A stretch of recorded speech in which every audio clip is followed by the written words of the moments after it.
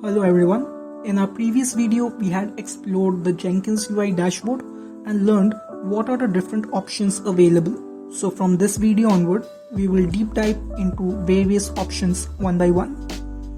In this video, we will learn how to create new users, followed by the different authorization strategies like role-based authorization, matrix-based security, and project-based matrix authorization strategy. If you are yet to watch our previous video on the Jenkins UI dashboard, you can refer to our playlist called Jenkins, where all the topics are covered one by one. So first we'll click on Manage Jenkins and go to the configure global security. Once we click on it, we'll go to authorization option and drop down. In the drop down, all kind of authorization strategies would be mentioned. So there is anyone can do anything, legacy mode, logged in users can do anything, matrix based project and product based matrix authorization strategy. So here we can see there is no such thing like role based authorization strategy. So what can be done? So for that, what we'll do is we'll be installing a plugin with the help of which we can then activate the role-based authorization strategy. So in order to do so, we'll go back to our Manage Jenkins option and go to Manage Plugins. Once we click on Manage Plugins, in order to avail the role-based authorization strategy, we'll search by role, and you can see there is a plugin available, role-based authorization strategy. We'll install that, and once this installation is completed, we'll go back to the configure global security page.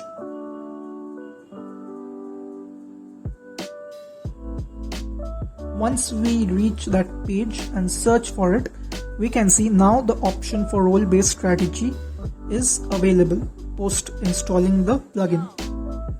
Once we select that and save it, our next step would be creating roles. So what roles can be created? So for that, we have to click on Manage and Assign Roles, and here there are options for managing roles where we can create the new roles. In our case, we'll create a role called Developer, and this particular role, once we add it, we can assign which permissions it would be allowed to do or perform. For developer, we are going to allow read, allow job create, allow job build, and allow job read. So by these permissions, it means that any users for which this role is been assigned, those users can perform this following checked tasks.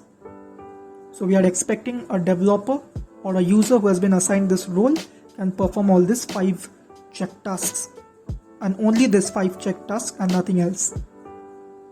We'll create another sample role that would be tester, for which we'll be providing further less permissions like overall read, job build, and job read only. So any users for which tester role has been assigned, they can only perform these 3 tasks. Once we save and apply it, our next step would be assigning these roles to the users. We'll add users and check which role it belongs to. But in order to do that, we have to first create the users.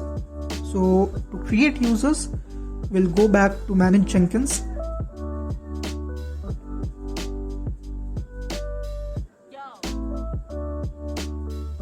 And in Manage Jenkins, we can select Manage Users, from where we can create users.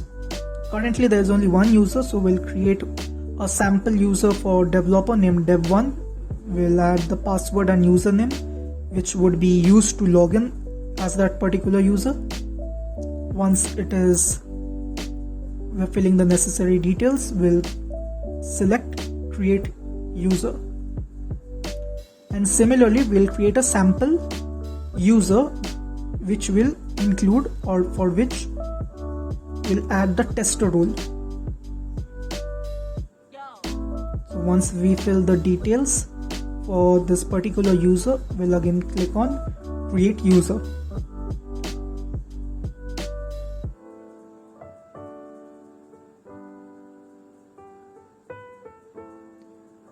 Once it is done, our next step would be assigning this roles to users. For that, we'll again go back to manage and assign roles.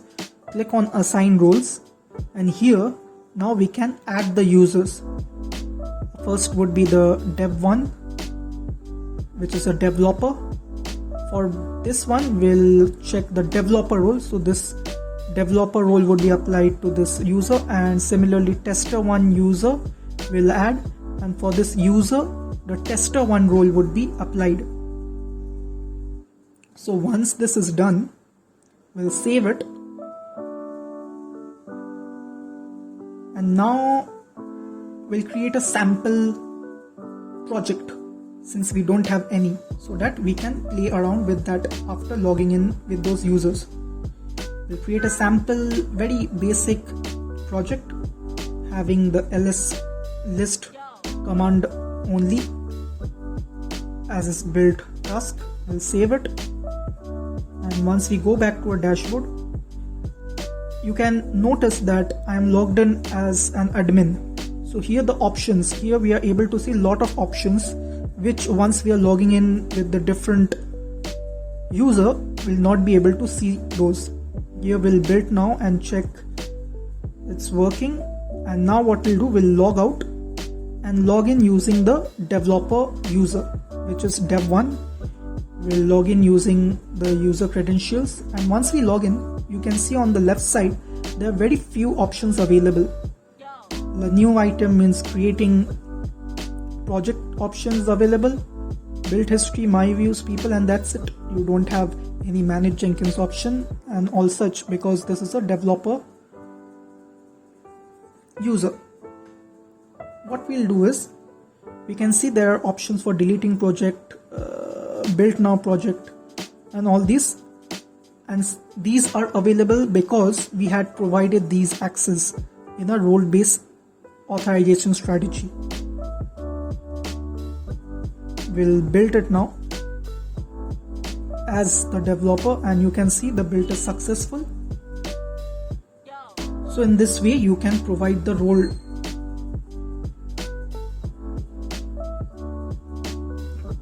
to a particular user. What I'll do is, you can see here we are allowed to create new project, and these are the users available. So now what we'll do is, we'll log in as the tester. Now we'll use the tester credential. This particular user have further less permissions, so we'll see how it looks like. Now once we have logged in, you can see further more options has been disabled. Here we can only see the existing job, and we are only allowed to click on build now. And as you remember, we had only provided build permission and read permission. So apart from that, you can literally do nothing while you are logged in as this tester1 user. So as we have set up in our role-based authorization strategy, for each of this particular role, the users are able to do only those permissions which were checked in their respective roles. So now we have came into admin user, and we'll again go through the permissions which we have provided. As admin, I can do all the stuffs. Here you can see developer has only these 5 roles which we saw, and tester have only build and read options which we saw also when we logged in as tester. So our next authorization strategy would be matrix based security. So for that, we'll go back to the manage Jenkins and click on configure global security. So now we'll click on authorization, and within authorization we can see we'll click on matrix based security. Now you can see that there are two options, matrix based security and project based matrix authorization strategy. So both are almost the same thing. The only difference is when we are selecting matrix based security, whatever permissions we are going to apply, that would be applicable to all the projects irrespectively. But when we are going to opt for project based authorization strategy, there we can make changes with respect to project. So we'll see as we go on, but now we'll create the matrix based security. We'll add the developer 1 user, and once we add the developer 1 user, we'll provide the following permissions. So what we'll do is we'll assign the particular permissions and job build, job cancel, job create, job read, and instead of job configure, we'll provide view configure. Okay, so what we are expecting is once we log in as developer and create a project, we want to see that we are being denied to access the configure page. And similarly, what we'll do is we'll apply, save it, and also add the tester one, the tester user within the matrix security. We'll add tester, and similarly, if we create or add any different or wrong username, that won't be allowed. A username have to be an existing user in the system. And here for this tester, we are going to provide these 3 usual one, the read and build. Once this is done, what we'll do is we have created a sample project. Here we'll again just check it once more. For developer, we have provided overall read, we have job build, job create, job delete, and view configure instead of job configure. So we are expecting that we'll have or face an error once we log in as developer and create it. Currently I'm as an admin. So what we'll do is we'll create a sample project just in order to show you the difference between matrix based security and project based matrix. Since we clicked on matrix based security, once we click on freestyle project and OK, you will notice that there is yet no option which allows us to provide project based access or authorization permissions. So for this, we'll just provide a random list option as its build state, save and apply, and just give a run.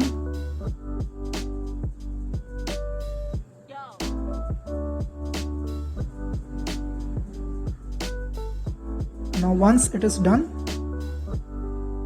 we will log out and log in as the dev user.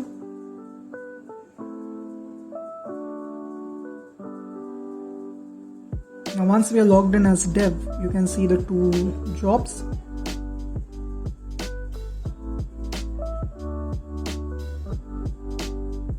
Now we'll create a job created by developer. Select freestyle and press on OK. And now you can see once we are allowed to create the job, but once we are proceeding with it, we get redirected to our configure page. And for that job configure, as you can see, job/configure permission is not available or missing. So what we'll do is we'll log in into our admin account once more and provide that access now.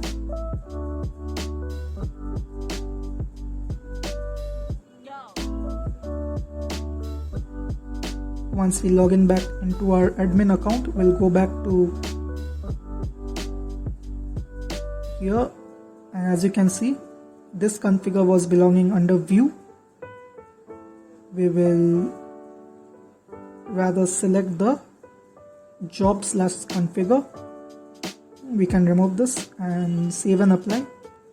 Now if we go back and log in into our dev account,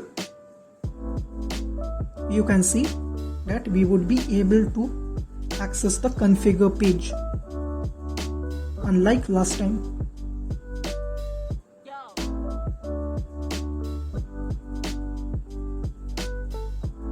As you can see, now we can access the configure page. So here we have, we'll just give a build step, save and apply. In the next video, we'll learn more about the jobs in a more proper way.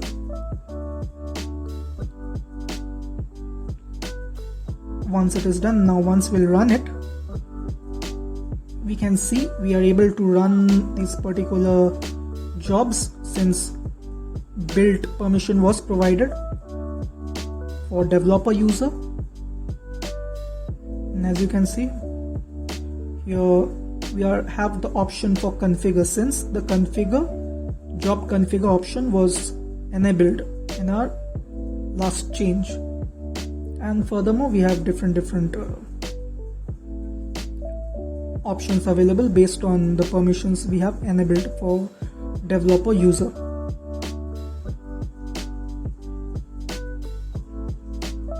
Now we'll log in as the tester and check what are the options available here. And as you can see, as per the accesses and permissions provided to tester user, we are only able to build jobs and view the jobs, and that's it. We can see the build histories of the jobs, and yes, that's it. We can see the details of each jobs, and apart from build now, we cannot see any other option. So we'll log out. So that is about the matrix based strategy, which gets applied to all the projects respectively. But now we'll log in into our admin and check our final authorization strategy, that is project based matrix authorization strategy. So now we'll click on it, project based matrix authorization strategy. We'll add the same developer and tester user and provide the same accesses as we provided last time. That would be overall read, job create, job configure for developer, and job read for both, and job build for only tester. What we are going to plan is that as a default permission, developer will not be provided build job permission. Instead, we are allowing that permission for developer only for selected project. So here comes the project based matrix authorization strategy. So what we would do is we'll provide that build option or permission from the project itself. So we'll go back to our dashboard and select created by developer project. Here we'll go to configure, and once we go to configure, since we opted for project based matrix authorization strategy, we'll be able to see enable project based security option. From there we can select the different type of inheritance strategy. So we'll explore the different inheritance strategy. 3 strategies available. One is inherit permissions from parent ACL, that is whatever permission we have already provided. Alongside that, the permissions we are providing here in this project. The second option is inherit globally defined permission, that is for the default permissions that are to be provided. And the third option is do not inherit the parent ACL, that is not to consider the permissions provided through manage Jenkins configure global security. and only consider the ones which are provided within the project. So what we'll do is, in this case, we are going to opt for inherit permission from parent ACL, and along with that we are going to just add the job build for developer user only for this project. So developer does not has a build permission throughout the whole scope, but only for this project this developer is allowed to build the job. So the remaining features you can see, remaining permissions which we are going to keep as it is, will not provide any explicit permissions. So now we would apply and save it and log out and just log in using the dev one user password and sign in.